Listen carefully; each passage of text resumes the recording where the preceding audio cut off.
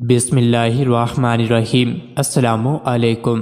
روزانہ واقعات سننے کے لیے اس چینل کو سبسکرائب کریں۔ تفسیر ابن کثیر میں ہے کہ حافظ ابو نعیم اصبہانی نے اپنی کتاب دلائل النبوت میں محمد بن عمرو عقدی کی سند سے روایت یہ واقعہ نقل کیا ہے کہ رسول اللہ صلی اللہ علیہ وسلم نے شاہ روم قیصر کے پاس اپنا نامہ مبارک دے کر حضرت دہیہ ابن خلیفہ رضی اللہ عنہ کو بھیجا۔ اس کے بعد حضرت دہیہ نے سند کے خط پہنچانے اور شاہ روم تک پہنچنے اور اس کے صاحب عقل و فراست ہونے کا تفصیلی واقعہ بیان کیا، جو صحیح بخاری اور حدیث کی سب معتبر کتب میں موجود ہے، جس کے آخر میں ہے کہ شاہ روم ہرقل نے نامہ مبارک پڑھنے کے بعد حضرت صلی اللہ علیہ وآلہ وسلم کے حالات کی تحقیق کرنے کے لیے عرب کے ان لوگوں کو جمع کیا جو اس وقت ان کے ملک میں بغرض تجارت آئے ہوئے تھے۔ شاہی حکم کے مطابق ابو سفیان ابن حرب اور ان کے رفقا جو اس وقت مشہور تجارتی قافلہ لے کر شام میں آئے ہوئے تھے، وہ حاضر کیے گئے۔ شاہ ہرقل نے ان سے وہ سوالات کیے جن کی تفصیل صحیح بخاری و مسلم وغیرہ میں موجود ہے۔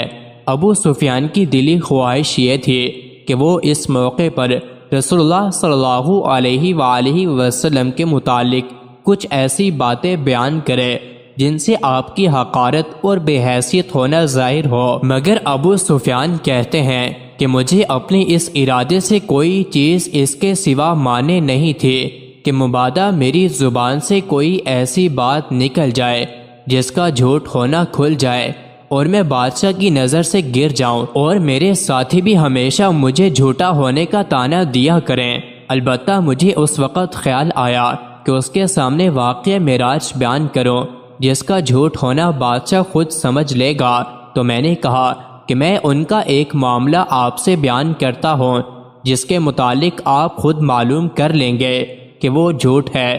ہرقل نے پوچھا وہ کیا واقعہ ہے؟ ابو سفیان نے کہا کہ یہ مدی نبوت یہ کہتے ہیں کہ وہ ایک رات میں مکہ مکرمہ سے نکلے اور آپ کی اس مسجد بیت المقدس میں پہنچے، اور پھر اسی رات میں صبح سے پہلے مکہ مکرمہ میں ہمارے پاس پہنچ گئے۔ ایلیہ بیت المقدس کا سب سے بڑا عالم اس وقت شاہ روم ہرقل کے سرہانے پر قریب کھڑا ہوا تھا۔ اس نے بیان کیا کہ میں اس رات سے واقف ہوں۔ شاہ روم اس کی طرف متوجہ ہوا اور پوچھا کہ آپ کو اس کا علم کیسے اور کیوں کر ہوا؟ اس نے عرض کیا کہ میری عادت تھی کہ میں رات کو اس وقت تک سوتا نہیں تھا جب تک بیت المقدس کے تمام دروازے بند نہ کر دو۔ اس رات میں نے حسب عادت تمام دروازے بند کر دیے، مگر ایک دروازہ مجھ سے بند نہ ہو سکا، تو میں نے اپنے عملے کے لوگوں کو بلایا۔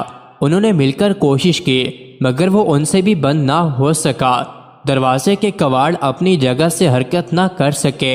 ایسا معلوم ہوتا تھا کہ جیسے ہم کسی پہاڑ کو ہلا رہے ہیں۔ میں نے عاجز ہو کر کاریگروں اور نجاروں کو بلوایا۔ انہوں نے دیکھ کر کہا کہ ان کواڑوں پر عمارت کا بوجھ پڑ گیا ہے، اب صبح سے پہلے اس کو بند ہونے کی کوئی تدبیر نہیں۔ صبح کو ہم دیکھیں گے کہ کس طرح کیا جاوے۔ میں مجبور ہو کر لوٹ آیا اور دونوں کواڑ اس دروازے کے کھلے رہے۔ صبح ہوتے ہی میں پھر اس دروازے پر پہنچا تو میں نے دیکھا کہ دروازہ مسجد کے پاس ایک پتھر کی چٹان میں روزن سوراخ کیا ہوا ہے، اور ایسا محسوس ہوتا ہے کہ جہاں کوئی جانور باندھا گیا ہے۔ اس وقت میں نے اپنے ساتھیوں سے کہا تھا کہ آج اس دروازے کو اللہ تعالیٰ نے شاید اس لیے بند ہونے سے روکا ہے کہ کوئی نبی یہاں آنے والے تھے، اور پھر بیان کیا کہ اس رات آپ صلی اللہ علیہ وآلہ وسلم نے ہماری مسجد میں نماز بھی پڑھی ہے۔ اس کے بعد انہوں نے اور تفصیلات بھی بیان کی۔ مزید ایسی ہی ویڈیوز کے لیے چینل کو ضرور سبسکرائب کریں۔